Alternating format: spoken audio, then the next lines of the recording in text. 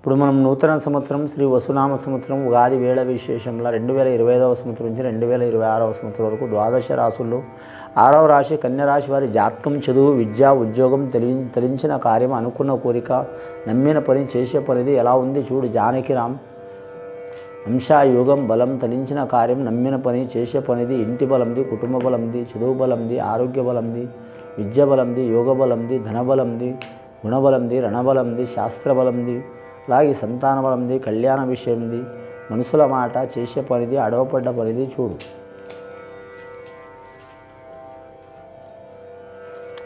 కన్యరాశి వారి జాతకంలో సాయిబాబా వచ్చినండి. కన్యరాశి యోగ బలంలో మాత్రం చాలా వరకు శుభకరమైన యోగాలు ఉన్నాయి. సప్తమ స్థానంలో శని నడుస్తుందండి వీరి పేరు మీద. 7 ప్రాంతాల్లో మాత్రం ఎక్కడ పోయినా 7 సముద్రాలు తీరినా కూడా తిరుగులేదండి. కాకపోతే శనీశ్వరుడు తటస్థ స్థానంలో ఉన్నాడండి. శనీశ్వరుడు తటస్థ స్థానం అంటే అలా మంచిగా లేడు, అలాగని చెడుగా లేడు, తటస్థ స్థానంలో ఉన్నాడు. గురుబలం ఉన్నది కాబట్టి వీరి జాతకంలో గురు దత్తాత్రేయ స్వామిని పూజ చేయటం, సాయిబాబాని పూజ చేయటం చాలా వరకు మంచిది. వీరికి వాహనంలో కలిసి వచ్చే అవకాశం ఉంది. నూతన గృహం కొనటం కానీ, నూతన వాహనం కొనటం కానీ, నూతన వస్తువులు కొనటం కానీ తప్పకుండా కలిసి వచ్చే అవకాశాలు ఉన్నాయి. అలాగే నూతన వృత్తులు ఏదైనా వ్యాపారం కావచ్చు, బిజినెస్ కావచ్చు మొదలుపెట్టినా కలిసి వచ్చే అవకాశం ఉన్నదండి. పార్ట్నర్షిప్ మాత్రం చేయవద్దండి. పార్ట్నర్షిప్ చేస్తే చేసే వాళ్ళతో విరోధాలు వచ్చే అవకాశాలు ఉన్నాయి.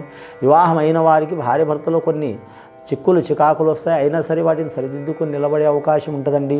వివాహం కాని వారికి తప్పకుండా మాత్రం వివాహ ప్రయత్నాలు చేస్తున్న వారికి మంచి ఫలితం కనబడే అవకాశం ఉందండి. అది పెద్దలు నిర్ణయించిన వివాహమైనా, ఇష్ట ప్రకారం చేసుకుంటున్న వివాహమైనా కలిసి వచ్చే అవకాశం ఉన్నదండి. ముఖ్యంగా వీరి జాతకంలో నిత్య కళ్యాణం, పచ్చతోరణం నడిచే అవకాశం ఉందండి. వీలైతే శ్రీ వెంకటేశ్వర స్వామిని దర్శనం చేయడం చాలా వరకు మంచిది. ఈ రాశి వారి జాతకంలో చూడాలంటే ఉత్తర నక్షత్రం వారికి చాలా వరకు ఉత్తమమైన ఫలితాలు ఉన్నాయండి.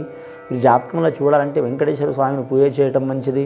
అలాగే హస్త నక్షత్రం అంటే హస్త నక్షత్రం మహాగణపతి పుట్టిన నక్షత్రం అండి. వీరు మహాగణపతిని పూజ చేయడం చాలా మంచిది. విద్యార్థులకు విద్య విషయంలో తిరుగు ఉండదు. అలాగే మాత్రం వ్యాపారం చేసేవారికి తిరుగు ఉండదు. ఏ వ్యాపారమైనా కలిసి వస్తుంది వీరి జాతక బలంలో. అది వాహన వ్యాపారం కావచ్చు, వస్త్ర వ్యాపారం కావచ్చు, ధనధాన్య వ్యాపారం కావచ్చు, ఫైనాన్స్ వ్యాపారం కావచ్చు, అలాగే మాత్రం లోహ వ్యాపారం కావచ్చు, గృహ నిర్మాణాల వ్యాపారం కావచ్చు, రియల్ ఎస్టేట్ రంగం వ్యాపారం కావచ్చు, అలాగే ఆయిల్ రంగం వ్యాపారం కావచ్చు, గ్యాస్ రంగం వ్యాపారం కావచ్చు, డీజిల్ది, పెట్రోల్ది ఏదైనా సరే కలిసి వచ్చే అవకాశం ఉంది. బంగారం బెండు మాత్రం అచ్చుబాటు రాదండి. వీరికి అన్ని అచ్చుబాటులు వస్తాయో వీరి పేరు మీద. అలాగే వీరి పేరు మీద మాత్రం ముఖ్యంగా మాత్రం నీటి విషయంలో, కరెంటు విషయంలో చాలా జాగ్రత్తగా ఉండాలండి. ముఖ్యంగా వస్త్రాలు, అన్ని వస్త్రాలు వీరికి మంచిదే వీరి జాతక బలానికి. ఈ రాశివారు మాత్రం ఎవరికి పూజ చేసినా చేయకపోయినా మాత్రం ఖచ్చితంగా వీరి జాతక బలానికి మాత్రం అమ్మవారికి, జగదాంబ అమ్మవారికి, అంబాభవానికి పూజ చేయడం చాలా వరకు మంచిదండి. చేస్తే చాలా మంచిది. తుల్యాపుర భవానికి శుక్రవారం, గురువారం చాలా వరకు మంచిది వీరి జాతక బలానికి. మంగళవారం అప్పు ఇవ్వడం కానీ తీసుకోవడం కానీ చాలా వరకు ఇబ్బందికరమండి. శుక్రవారం ఇచ్చినా పర్వాలేదు, మంగళవారం మాత్రం ఇవ్వరాదు. అలాగే స్త్రీలకు, కన్యలకు కళ్యాణం కావాలనుకునే వరకు తప్పకుండా కళ్యాణ బలాలు జరిగే అవకాశాలు ఉన్నాయి. ఆ కళ్యాణం జరిగిన వారితో కూడా చాలా వరకు మంచిగా ఉంటుంది వారి కుటుంబంతో. అలాగే పురుషులకు కూడా కలిసి వచ్చే అవకాశం ఉంది. విద్యార్థుల విషయంలో 99% కలిసి వచ్చే అవకాశం ఉంది. వారు ఏ రంగంలో చదువుకుంటున్న వారైనా సరే. కొన్ని డిగ్రీలు ఉంటాయండి, ఒక 100 డిగ్రీలు ఉంటాయి. ఆ డిగ్రీలో కలిసి వచ్చే అవకాశం ఉంటుంది. డాక్టర్ రంగం ఉన్న వారికి మాత్రం తప్పకుండా మంచి ఫలితం ఉంటుంది. బిజినెస్ రంగం చదువుకుంటున్న వారికి ఇబ్బందులు తప్పవు. న్యాయరంగం చదువుకుంటున్న వారికి మంచి ఫలితాలు ఉంటాయి. అలాగే ఐపీఎస్ రంగంలో నడిచే వారికి మాత్రం మంచి ఫలితాలు ఉంటాయి. అలాగే అగ్రికల్చర్ చదువుకోవాలనుకునే వారికి యోగ బలం ఉంటుంది. అలాగే వీరి పేరు మీద రెవెన్యూ రంగంలో చదవాలనుకునే వారికి మంచి యోగ బలాలు ఉంటాయి. అలాగే వీరి జాతకంలో చూడాలంటే మాత్రం ముఖ్యంగా కంప్యూటర్ రంగం కావచ్చు, ఇంజనీర్ రంగం కావచ్చు, అసంటి దాంట్లో కూడా మంచి ఫలితాలు కలిసి వచ్చే అవకాశాలు ఉంటాయి. ఇక బిజినెస్ కోర్సు చదివే వాళ్ళకు మాత్రం తిరుగు ఉండదు. కానీ గత కొన్ని సంవత్సరాల నుంచి పడుతున్న బాధలు తొలగిపోయే అవకాశాలు ఉంటాయి. కానీ అనుకోకుండా వీరికి మాత్రం వేరే వాళ్ళ నుంచి నిందలు, చికాకులు వస్తే వచ్చినా సరే వీరు మనసుని కంట్రోల్ చేసుకొని నడిస్తే మంచిదండి. అలాగే సంతాన విషయంలో ఏమైనా ఇబ్బందులు, చికాకులు పడుతున్న వారికి తొలగిపోయే అవకాశాలు ఉన్నాయండి. ఆ సంతాన చిక్కులు వెళ్ళిపోవాలంటే మాత్రం ఖచ్చితంగా వీరి జాతక బలానికి మాత్రం గోపాలకృష్ణుని పూజ చేయటం చాలా మంచిది. వీరి జాతక బలానికి వీరికి బుధవారం, అలాగే వీరి జాతక బలానికి చూడాలంటే మాత్రం కన్యరాశి వారికి బుధవారం కలిసి వచ్చే అవకాశం ఉంది. అలాగే ఆదివారం కలిసి వచ్చే అవకాశం ఉంది. అన్ని తిథులు మంచిదే. అమావాస, పౌర్ణమి తిథులు అచ్చుబాటు రావు. అమ్మవారికి పూజ చేయడం చాలా వరకు మంచిది. నరఘోష, నరదిష్టి ఇలాంటి చిక్కులు, చికాకులు, దారిద్ర్య బాధలు ఉన్నవారు మాత్రం బూడిద గుమ్మడికాయ ఇంటి ముందర కట్టడం బుధవారం రోజు, శనివారం రోజు, అష్టమి అమావాస్య రోజు కట్టడం మంచిది. అలాగే వీరి పేరు మీద మాత్రం ఇంట్లో మాత్రం ఎనీ టైం మాత్రం చాలా వరకు మంగళవారం, శుక్రవారం, గురువారం, శనివారం లేదా పూజ టైంలో మాత్రం వీరి ఇంట్లో మాత్రం అష్టమూలిక గుగ్గిలం వేయటం చాలా వరకు మంచిది వీరి జాతక బలానికి. అలాగే లక్ష్మీ పూజ చేయటం చాలా మంచిది. అక్కడ గవ్వల్ని పెట్టడం చాలా వరకు మంచిది. లక్ష్మీ గవ్వలు ఉంటాయి, విష్ణు గవ్వలు ఉంటాయి, శివుడి గవ్వలు ఉంటాయి. ఏ గవ్వలు పెట్టినా చాలా మంచిది. లక్ష్మీ గవ్వలు చాలా మంచిదండి. అలాగే కర్పూరం దానం చేయటం. అలాగే వీరి పేరు మీద చూడాలంటే మాత్రం ముఖ్యంగా వీరి జాతకంలో మల్లెమాలతో పూజ చేయడం మంచిదండి. మల్లెపూలతో మహాలక్ష్మి దేవతని, అష్టలక్ష్మి దేవతని చేయొచ్చు, మహాలక్ష్మి దేవతను పూజ చేయవచ్చు. శుక్రవారం అనుకూలం. అలాగే వీరి పేరు మీద చూడాలంటే మాత్రం అంశబలం మంచిగా ఉంటుంది.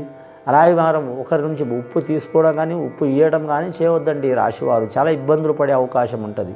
ఉప్పు ఇస్తే మాత్రం రుణ చిక్కులు వస్తాయి, తీసుకుంటే మాత్రం ఇబ్బందులు కూడా వస్తాయి.